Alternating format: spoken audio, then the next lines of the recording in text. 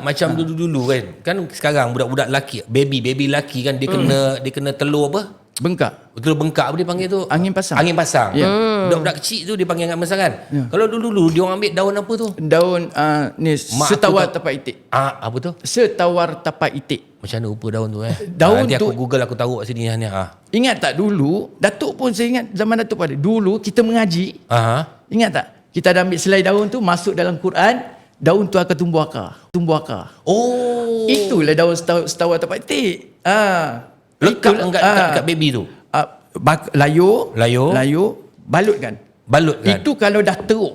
Okey, kalau dah jadi. Itu kalau dah jadi. Sepatutnya kalau kita ada anak lelaki ke, anak perempuan ke, yang baru lahir sebelum dia jadi lagi. Sebab apa orang tua dulu jarang kita dengar kena angin pasang. Zaman sekarang sebab dia amalkan benda-benda ni petua ni. Dia dah apply dah.